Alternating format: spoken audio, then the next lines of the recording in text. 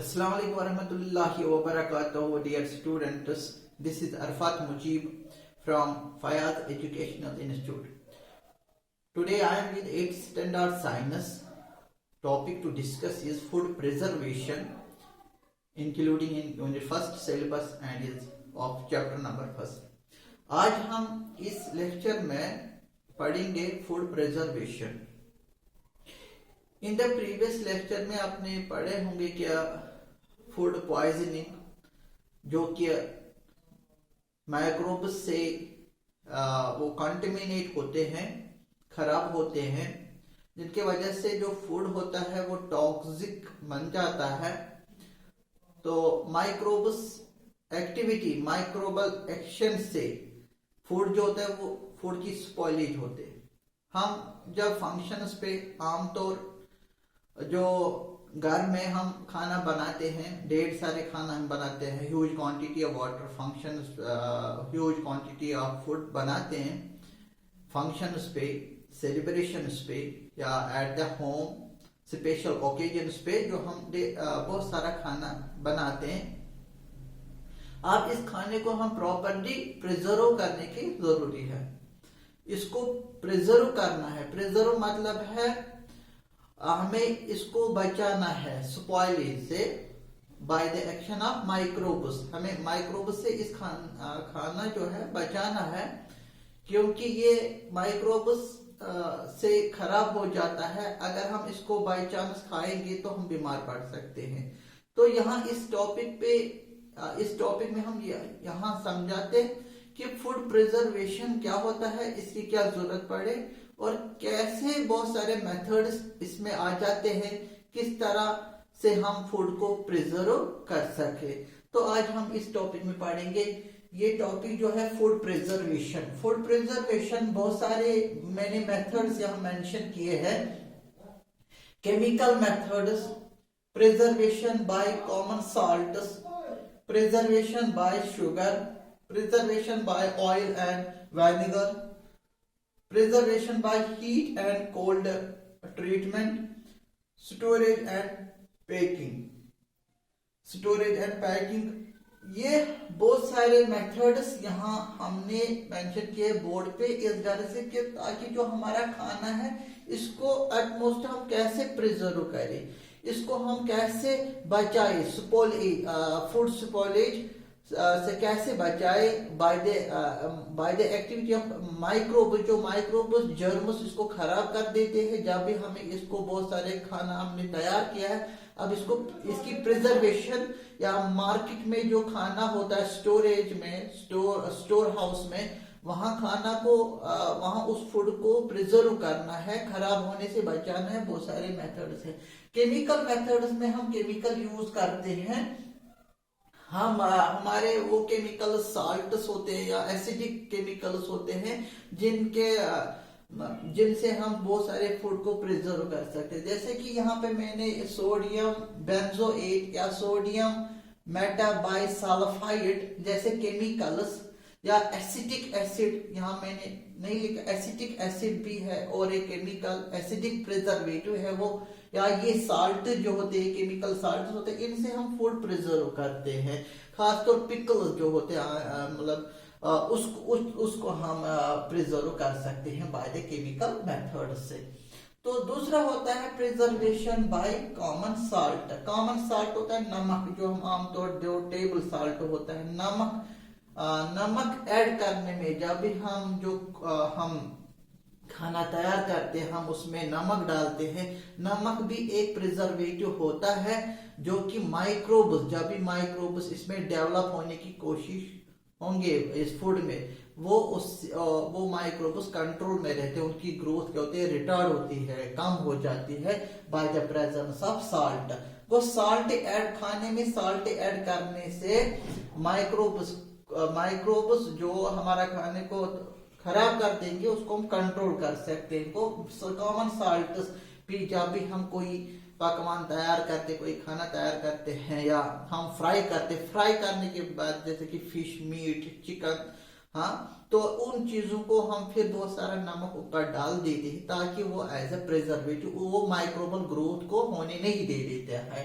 Preservation by sugar, जैसे कि sweet, jellies, स्कॉचेस, जैमस, बहुत सारे जो आइटम्स होते हैं उनको हम by adding the sugar, huge quantity of sugar, sugar भी प्रिजर्वेटिव है, जिसको हम जिसकी वजह से हम बहुत सारा जो खाना, खासतौर पर मिठाइयाँ हैं, जेलीज, जैम, स्कॉचेस, स्वीट्स, हाँ, उनको हम शुगर लाइक सब्सटेंस से प्रिजर्व करते हैं। वो भी माइक्रोब्स को ग्रोथ होने नहीं देते, डेवलप नहीं होने देते। जब माइक्रोब्स ग्रोथ नहीं हो गई, डेवलप नहीं हो गई, तो इस घर से हम उस खाने को बचा सकते हैं। या प्रिजर्वेशन बाय ऑयल, जो हमारा मस्टर्ड ऑयल होता है या वाइनेगर होता है, ये एसिटिक एसिड होता है, ये केमिकल होता है। पिकल्स जो होता है, fruits, vegetables, by adding the oil, आपको पता है खाने बनाने में हम अच्छा खासा तेल इस्तेमाल करते हैं, या पिकल्स, या उसमें ऑयल, हम ऑयल के कारण से भी उसको प्रिजर्व करते हैं, या ये चीज ऐड करने से भी, वाइनेगर ऐड करने से भी वो हम प्रिजर्व कर सकते हैं बहुत सारे कुकिंग आइटम्स। या heat and cold treatment, heat से हम क्या करते हैं, टेम्परेचर हम रेज करते हैं। कोल्ड से क्या होता है, हम टेम्परेचर को डिक्रीज करते हैं, लो टेम्परेचर। हीट देने से वो increase the temperature. Cold, maintaining the cold, cold means to lower the temperature. दोनों ट्रीटमेंट्स भी चेक करते हैं the growth of microbes on the food items.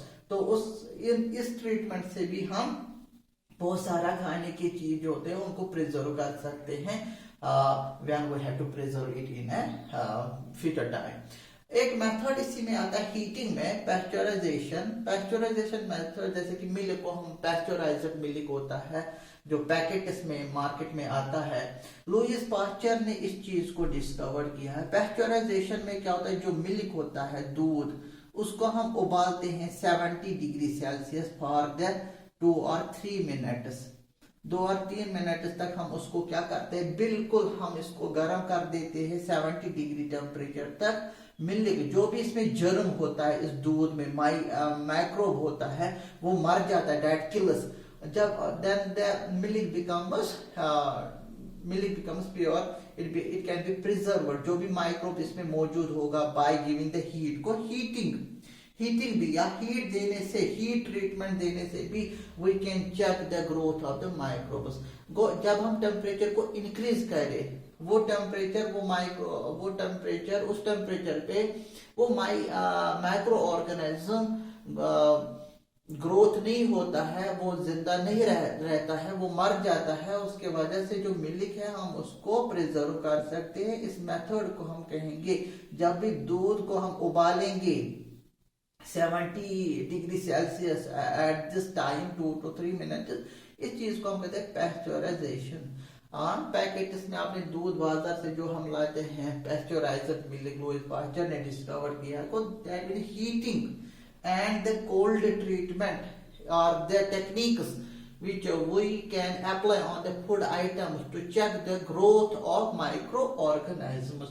यहाँ स्टोरेज और पैकेजिंग, बहुत सारे जो फूड आइटम्स होते हैं हम उनको स्टोर करते हैं पैकेट्स में, एयर टाइट पैकेट्स में, एयर टाइट कार्टून्स में, एयर टाइट हम कंटेनर्स में, उसमें हम हवा नहीं जाने दे देते, या मॉइस्चर उसमें जाने नहीं दे देते।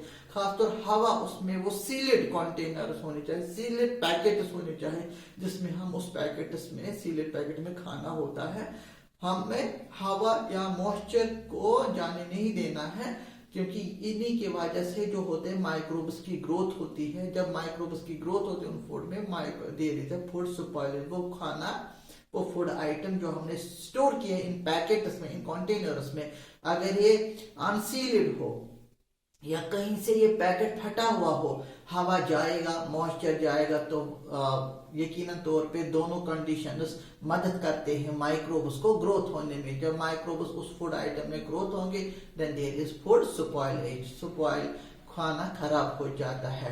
अगर वो हम खाना खाएंगे तो हम बीमार पड़ सकते हैं। इसी वजह से बहुत सारे टेक्निक्स को हमने वजूद में लाए हैं, बहुत सारे मेथड्स, ट्रीटमेंटेशन को मेथड में वजूद में लाए, ताकि इस तरह से हम फूड को ज्यादा से ज्यादा प्रिजर्व कर सके।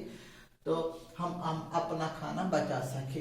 अब जो फूड जो होते हैं फूड प्रिजर्वेशन, हमें इन 3 चीजों पे कंट्रोल करना है। एक तो होता है मॉइस्चर कंटेंट, जितना खाना में जितना फूड में मॉइस्चर रहेगा उतना माइक्रोबल ग्रोथ होने की चांसेस, माइक्रोबल अटैक होने के चांसेस बहुत होते हैं। तो हमें चाहिए कि हम बहुत हद तक मॉइस्चर कंटेंट को, वाटर कंटेंट को रिड्यूस करें by adding common salt, by adding sugar, या बाय केमिकल मेथड्स। इनसे क्या होता है, जो खाने में मॉइस्चर होता है उसको रिड्यूस करें। जितना हम खाने में मॉइस्चर कम रहने देंगे उतना माइक्रोबल अटैक, जर्म अटैक कम हो जाता है। या टेम्परेचर को रेज करते हैं, या टेम्परेचर को हाई करता है, भी मैंने बताया हीट ट्रीटमेंट या कोल्ड ट्रीटमेंट है। टेम्परेचर भी एक कारण होता है, टेम्परेचर भी डिसाइड करता है माइक्रोब एक्टिविटी। हाई टेम्परेचर या लो टेम्परेचर से भी हम चेक कर सकते हैं, हम प्रिजर्व कर सकते हैं बहुत सारे फूड आइटम्स। हमें ये खाना जो हमने स्टोर किया है, प्रिजर्व किया है, इसका टेम्परेचर क्या है उसका भी हमें ख्याल रखना है, क्योंकि ये कंडीशन, तीनों conditions, moisture content, temperature, presence of air, ये तीनों जो कंडीशंस है ये सपोर्ट करते हैं माइक्रोबल ग्रोथ, माइक्रोब्स को ग्रोथ या डेवलप होने को मदद करते हैं। हमें इन चीजों पे, इन तीनों चीजों पे कंट्रोल करना है। अभी मैंने बताया ड्यूरिंग द स्टोरेज या packing of food items there should not be presence of air, हवा नहीं होना चाहिए। हवा तो माइक्रोब्स, जो माइक्रोब्स होते हैं उनको अटैक करने देते हैं, उनको मदद करते हैं। हवा उनको सपोर्ट करता है ग्रोथ और डेवलप होने में। या टेम्परेचर हाई, अगर हम increase the temperature, that also check the microbial growth. या वी डिक्रीज द टेम्परेचर, आपने देखा होगा बहुत सारे फूड आइटम वही रखते हैं फ्रीजर्स में, उसको फ्रीजिंग करते हैं, फ्रीजिंग मेथड उसको हम कहेंगे। दैट में at a very low temperature there is no growth of the microbes, so hence we can preserve that food items at that low temperature को। टेम्परेचर भी एक फैक्टर है, मॉइस्चर कंटेंट भी दूसरा फैक्टर है, तीसरा फैक्टर है प्रेजेंस ऑफ एयर। वो जैसे भी हम पैकेजिंग करते हैं कंटेनर्स में, पैकेट्स में, वहां हवा नहीं होना चाहिए, मौजूद नहीं होना चाहिए। या हम प्रिजर्वेशन, जैसे कि हम फूड आइटम बनाते फिर हम एक लेयर चढ़ाते हैं ऑयल की, ऑयल हवा को या वाटर को आने नहीं देते था फूड आइटम में, तो बिल्कुल एक सील बनाते हैं, कवरिंग बनाते हैं, ऑयल कवरिंग बनते हैं। तो उसकी वजह से जो बोतल में हम फिर उसमें तेल डालते हैं, लेयर ऑफ ऑयल, उसको हवा को या पानी को अंदर नहीं, फूड के अंदर नहीं जाने देता है। ये तीनों चीजें जो है, ये तीनों चीजें सपोर्ट करते हैं माइक्रोब्स को ग्रोथ और डेवलप होने में। जब भी खाने में माइक्रोब्स ग्रोथ और डेवलप होंगे तो यकीनन तौर पर फूड स्पॉइल होता है by the activity of microbes. हमें इन 3 चीजों पे कंट्रोल पाना है। These are the few methods how with the help of these methods we can preserve our food items. I hope you understand about this topic, food preservation. Thank you.